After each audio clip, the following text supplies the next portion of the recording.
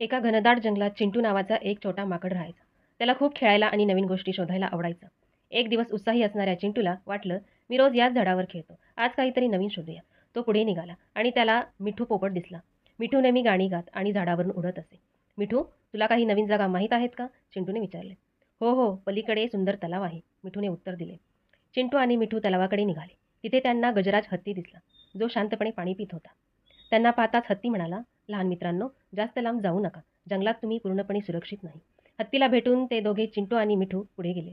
झाडं खूप उंच होती आणि वेगवेगळे आवाज पण येत होते. चिंटूला भीती वाटू लागली. ते तसेच हळूहळू पुढे गेले. त्यांना तिथे झाडाखाली शांतपणे झोपलेलं अस्वल दिसलं. आता मात्र दोघेही घाबरले. त्यांना कळून चुकले की नवीन गोष्ट शोधणे चांगले आहे, पण आपल्या मर्यादा ओळखून सुरक्षित ठिकाणी जाणेच योग्य आहे. चिंटू आणि मिठू ते परत आपल्या नेहमीच्या ठिकाणी सुखरूप आले. दोघेही खूप आनंदी होते.